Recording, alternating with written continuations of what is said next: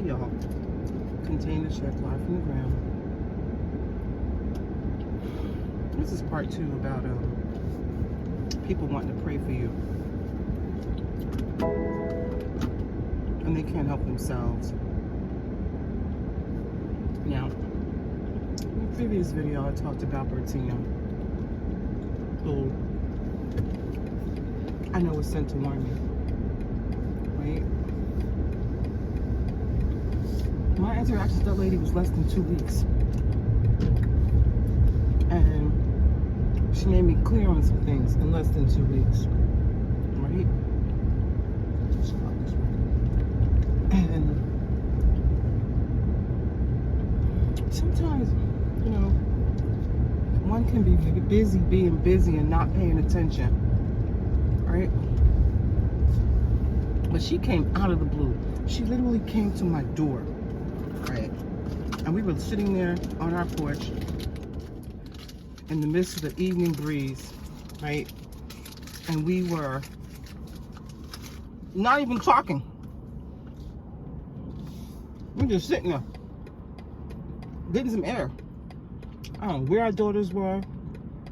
It was summertime, and now that the portrait's been painted, I see a lot of things I didn't see before. Or why would I know? How could I know? Right? The things I saw had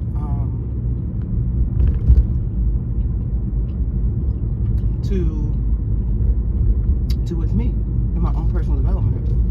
And a person who is selfless doesn't think about their own personal development. They think about the development of everyone in their area, right, or their sphere. And if you're with a person who thinks about themselves, or a selfish person, there's a balance there. The selfless person's giving and the selfish person's taking, right? Now, sometimes a selfish person can take so much that the selfless person has to get a clue before they die, right? So this lady was part of my clues, right? Because later on, when I asked my husband about the books and things, he said the same thing. Now, this is not the first time that there was something amiss in front of me that I needed to see that I couldn't see because I'm blinded by my selflessness, that this person was not good for me, that book was not good for my soul, that helping out the writer of that book was not good for my soul. All right? And he says, again, I thought you'd find out on your own. Now, when you love someone, you don't treat them bad. I'm not quoting that dude's song, but you don't. And bad treatment doesn't mean you're knocking the hell out of them. Bad treatment means a lot of things. Bad treatment means not having their back when you see what they don't see. Okay, so that's one way. There is no way I care for you and I see that there's trouble ahead for you or something in the midst for you, and I don't say anything. I just let it roll. Okay. Well, that picture got painted, and I found out what I found out when I needed to. That relationship I got pushed out of because I stayed too long, and I got pushed out of it in a way that was crazy interesting because I felt like I got shoved, and when I got shoved, I got my knees skinned up from the top to the bottom of my shins and bloodied and on cement, or maybe glass, right? Because it's like you're here too long, you need to go. And I'm gonna push you in a way that is gonna make you know that in the future you don't stay that long. Because I've been giving you clues. You just ain't been paying attention. Alright, so that was another one of those instances. I'm going to the gym. So I was going home from out here, right? And that instance told me you ain't paying attention. Okay, with all your intelligence, you're not paying attention. This person's not good for you. So Bertina told me that writer was inspired by El Diablo, Satan, You do not mix up with that person, okay? Don't uninvolve yourself. And so, that's what our purpose was. That was her purpose. And she had there's no other purpose. I cut her off so quickly because I'm not getting involved in helping you get high. A. B, I know what that was. C, your behavior, okay? I'm taking you to where, I took her to, that's what it was. She had an osteo problem and she wanted to go, this place is packed. Wanted to go to the doctor. And she did something about the urgent kid, the bus or something. I said, I'll take you because I wasn't, it was a holiday or something. And my kids weren't coming or something. I don't remember. But I was like, all right, I'll take you. So I volunteered. I took her. I waited for her. No, I took her and she couldn't get back. That's what it was. And I took her. And she, and I brought her home. And on the way home, wait, slow down, so-and-so's over there. Hey, so-and-so, yelling out the window. No, we don't do that. Because that tells me you ain't used to nothing, okay? So with that being said, there was a lot about her that had to go. But she wasn't becoming a friend of mine. I'm thinking I'm helping an elder, if that makes sense. But she really wasn't that much of an elder because she was almost, I don't like these kind of parking spaces. They're so hard to maneuver in and out of. Was damn near the same age as me, right? But anyway, she had a handicap, no biggie. So, all right, so all that being said, she was sent for that. People get sent to us all the time to enlighten us about something we don't see, you know, educate us, you know. I'm not parking way back here. And so I normally park over here, but it's nighttime. I need to change this up and back. Don't do that back in. And so yeah, there was a reason because she came and she left. That was it, right? And so I'm okay with that, right? What the heck is going on with me? I'm not, I'm off balance. I'm okay with that. And that was it. Now here's the odd part. I never saw her again. Not one time driving by, not one time at the park. I never saw this woman again. I remember saying to him, you know what, baby? I never saw her again. He said, you think she was real? I said, you saw her. Am I supposed to be here? Because I cannot.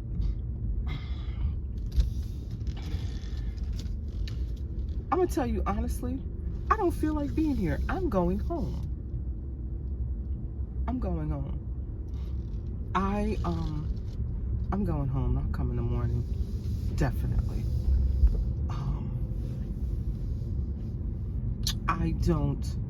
I never saw that woman again. Do you hear me?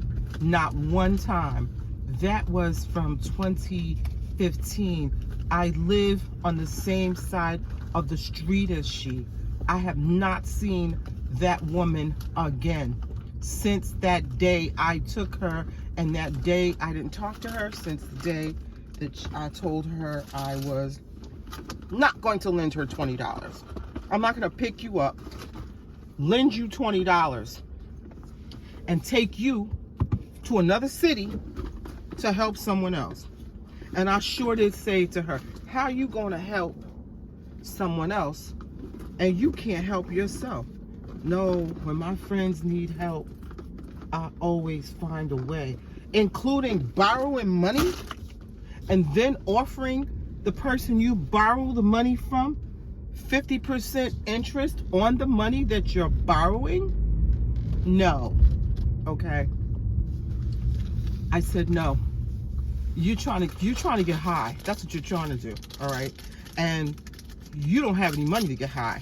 And whoever you're trying to get the shit from, excuse me, is in Irvington.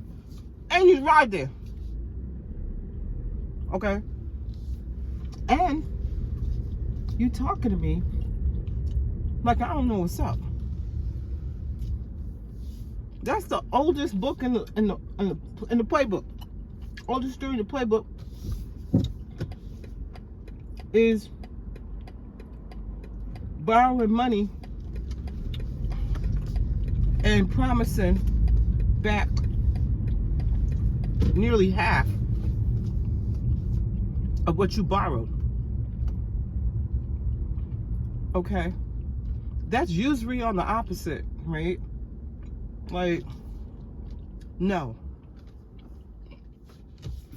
And it always amazes me that addicts think they're smarter than you all the time. I used to get upset that I look like I'm stupid. And the truth is, people think you look like you're square because you don't do what they do. No. I'm not an addict. So my brain is clear. Now, people whose mind is not sober, they think a certain way. And those of us who are, and we're listening, we're like, this person really thinks I'm stupid. You get insulted by that, but you shouldn't, because they don't think you're stupid, they just think they're smart, right? Or they're slick. So, yes, Bertina wanted to help someone, and she couldn't help herself, or pretended to want to help someone, and that made sense. Now, what she also did was, she took our kindness for weakness, because we didn't know her, and we helped her by picking up a case of water. That's what it was. I said, my husband will pick up a case of water, and he'll drop it off to you in the morning, if that's okay. And she said yes, and when he comes back, I'll pay him. I said, okay, but be careful walking to the store.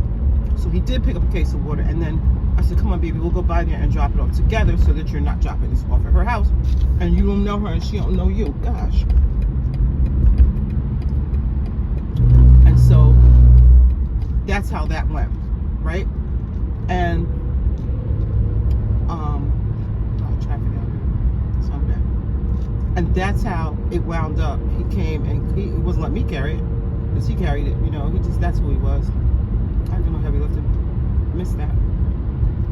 But a couple whose house you walk by, you never know who lived there, you finally meet the people, they're kind enough to even offer to take you to the bank, you know, which was a big thing, because she could have said we robbed her, which we didn't, or wouldn't have.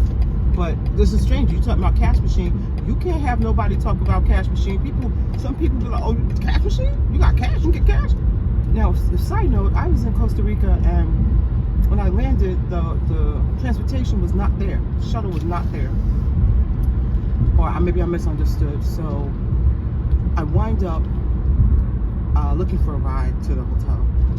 They had like official taxis, and I was like, all right. And I'm still looking for a ride. So my parking lot guy's like, well, so I'm looking for a ride to my resort, name of my resort. And the guy was like, oh, the last one probably just left. You have to call them, and my internet service is weird or something, I don't know. And then he was like, but I can take you. I was like, well, who are you? Oh, I work for the other resorts, blah, blah, blah, blah, this and that. So it's like, okay, which one? So another guy comes along who's out there too. He's like, oh, he does all the resorts, blah, blah, blah, blah, blah. He can take you, he's legit. So I was like, so how much? He said, $60. I was like, you take credit cards? He said, no. I was like, nah. He said, we can stop along the way to get cash. I said, no. Never mind. So I walked, he's like, no, it's okay. It's like, no, it's not okay. So there was a couple, they were getting in their cab, and the guy, I was like, you must be out of your mind. He's like, no. So they're behind me, and I'm like, back up, right? So the guy says, the husband says, I'm assuming it's her husband, says, are you okay? And I was like, yeah, yes and no. I said, I thought my resort was supposed to send me transportation to the resort because my plane was late. And this guy says they do work with the resorts. So we do blah, blah, blah, blah, blah. And he's talking about, oh, we can take you, but we can stop and get cash along the way. The guy was like, absolutely not. I said, I'm not getting it. He said, where are you going? So I told my resort. He says, we're not going there. But if we were, I would let you ride with us. You're not getting in a car with these two guys, a van, and they're taking you to get cash along the way. No. And I'm like, who does that? So I went back to the official tabs, and they do take credit card. My problem, what he did was, he left the resort and he pulled over, and then he took the payment right there. I was like, you know what? I usually pay when I get there. I didn't say anything because I'm at the mercy of this guy. I'm in Costa Rica, and you want to take the cab money right away. I'm like, okay, because I know something. I'm alive. I can protest that amount. Okay, so no problem. So he took me. It's like, oh, you're alone. But I was like, no, I'm just late. Everybody's there. All right. Tell these people your business. And I prayed. It was getting dark. I prayed. Got there in one piece. No problem. Right. And so people are sad. But you can't help me when you can't help yourself. Now, if you don't have a credit card machine, you can't help me because you can't help yourself. You want to pray for me, and prayer without works. Some of the people in the church, they are the hardest core prayer makers, play makers. They will pray harder for everybody, and their condition is horrific. You mean all this praying and none of that's work for you? Seriously?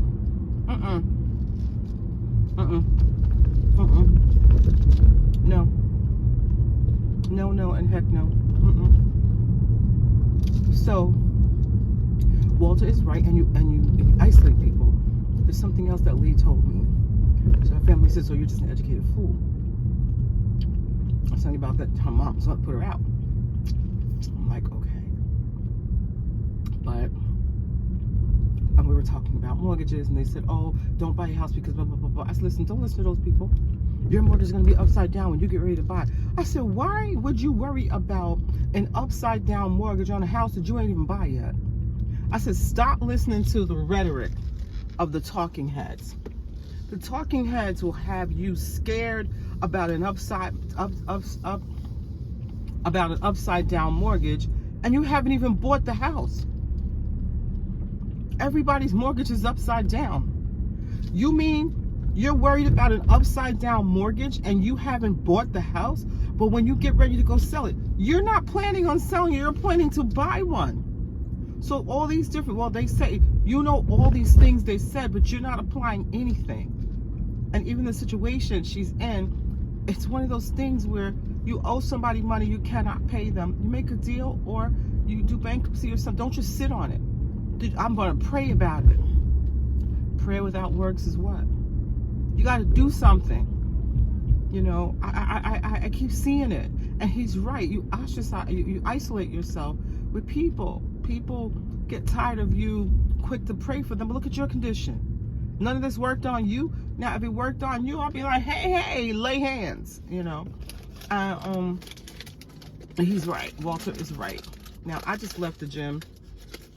I went to run an errand for work, but I also found some turtles. That's what this is about. It's disgusting. And I stopped at the gym, ready to go in, but I kept getting energy that said, leave. And don't go right now. The parking lot was packed. That is not unusual what it is. This time of day, maybe people are going, but I've never seen it that packed. And I said, you know what? You need to go home. Because that's how I'm feeling. And that's from going.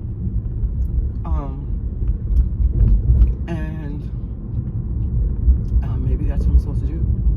Because my energy is not up for it. And I've been in hell, man, all day. Do let me pay this, but I don't know. I've been noticing something too about some of the people at the gym. They're wearing these bedroom slippers and socks, sweat socks.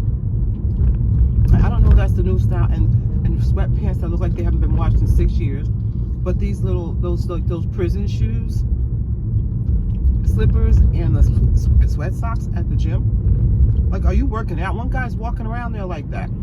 Are you working out in those? I'm just curious.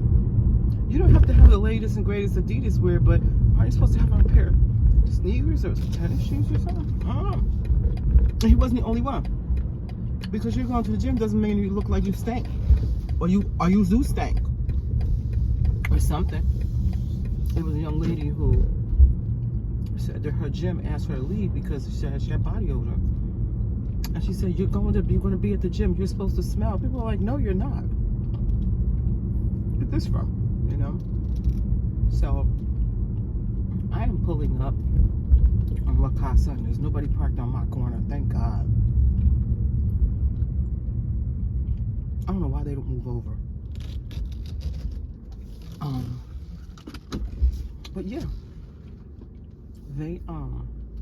She thought you're supposed to stink. Like, it's okay to smell because you're at the gym. Like, who in the hell told her that? Like, who told you that that's okay? It's not. Just not.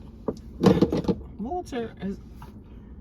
He always says some stuff. There's a lot of mental illness in Niggerville. Now, I'm sorry if you are offended by that word, but he talks about Niggerville. He does. Talks about living Niggerville. He talks about the mentality of Niggerville. A lot of things. House buying.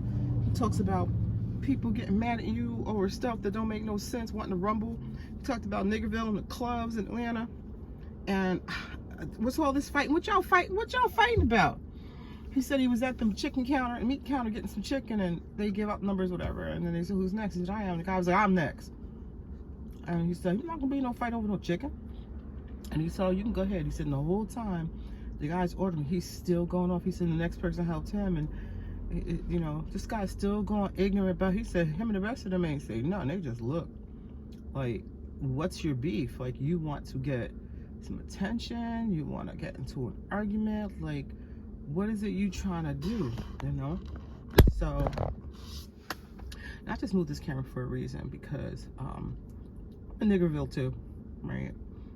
And it kind of has to do with the attitude of a lot of people. Now, people do what they do, but this house on the left there, these people just bought for $600,000, 600,000, right? Man and his wife got a couple of kids. Now, because the other neighbor is so nosy, tells it all, says they were there like a month, and he got disappeared. I don't know. I'll be paying attention. I ain't nosy enough to be paying attention to a lot of things, unfortunately, for other people. Fortunately for other people. He beat the crap out the woman, and then she had him locked up, whatever. I'm like, y'all got this $6,000 a month mortgage, and you unlocked your man up, and put your hands on him, and all the details of it. And so, the problem, whatever you do, now they're tearing up the sidewalk, and they're doing, it's a 3-family, and they can't rent out the 2nd floor because there's no heat up there. And the 3rd floor has no heat either. And I don't know how that happened, because the developer who bought it, I had spoken to him one day. Somebody had broke in there, and he's like, oh, did you see anything? I'm like, no, I'm not the old woman in her house paying attention to what's going on, because I'm actually working. So, it's like, oh, I thought you were retired. I'm like, no. So, all the work they supposedly did over there in 3 and so much years, they didn't do nothing. This guy's doing major stuff, right? Including the siding was flying off this house. So, long story short, he's now doing the sidewalk here. Now, I know what he charged this other guy, who do sidewalk here, talked to me about doing one of the blocks in front of my house. So, it's like, I don't feel like giving up on $5,000. So, it's like, oh, no, I'll make it nice for you. It'll look all flush. I'm like, nah, I'm not interested in that. I got other things going on. Plus, I want to be out of the country for a little bit, back and forth. So, okay, so the aesthetics of pulling up the sidewalk is what I'm talking about, because Niggerville says that there are Niggerville type workers, right? Now, I don't know where they're parking at night. You can't park out here at night, but it's piece of business. My other neighbor says, you know, she walks everywhere, going to work and stuff. She says, you know, I say, what's taking so long to fix this corner? I was like, I don't know. She's like, I don't like that. She said, I don't like that piece of. She said, that's why, you know, I've seen these Spanish guys, they build a house in 1 month. The house is up. The ground is cleared. The house is up. You know, these black people, Jamaicans, my brethren, it's always piece of. How long it take you to pour some damn cement? I said to her, you are absolutely right. Quick to say, I'm going to help you. You can't help me when you can't help yourself. Back to that. Why are people always offering help when they can't help themselves unless they try to help themselves to your money, right? You're not ever working at my house. My gate guy came over to me and I said to him, listen, I need this. He said, all right, cool. He said, I'm gonna come to your house. I'll measure this door. I'm gonna rip it down on Monday, measure, rip down the old door, I'm gonna measure it. He said on Tuesday, he said, I'm gonna come measure the door. He did. He's gonna come on Monday, rip down the old door, make sure my measure's okay, because I have a door. And on Tuesday, I'll bring you the door. And we're gonna install it and you'll be done. It's like, all right. Why this man called me at 1 o'clock on Monday, he came, he measured that door, ripped down the other one, took it away from here, right? On Tuesday, I was out doing something. He said, I'm at your house. Can I go in the back? I was like, yup. When I came back, whatever I was doing, he and his partner, whoever it was, they was putting that door up and painting it. And when he got done, he got done. I had to leave out. I came back. I was like, Lou, I'm not back yet. He's no worry. I'll be by your house. He didn't come by my house that day. He came on that Thursday. I gave him his money. He shook my hand. He band bumped me and went on with his life. Right now, he's probably in DR because he goes every fall. He's not Pisa. He tore down my fences. He said, I'll be back. I'll put this fence up. It took him one day. He put them fences, took them down. He put them up. That was it. I don't know why this is taking that long. It took this guy about 2 months to do the sidewalk over here. You ain't never working for me to do nothing. All this Pisa. She said, Pisa. What's all this Pisa, man? It don't take no long. It's a long dinner. What's this Pisa? You gotta walk out in the street. I'm telling you. Our people, they got some shit with them. I was like, you are so right. She was right. She said, what's this Pisa? You dug up the ground, pick that up and take it off to where you're taking it. And the guy's like, oh, no, we had a cement shortage. Ain't no shortage of no mud. These shortages are all manufactured to charge people more. With that being said, I'm going to help myself by getting out of this car and hopefully squeezing my butt in here. That's about to get real old. And I'm gonna wish you peace and hair grease and live by the ground. Later.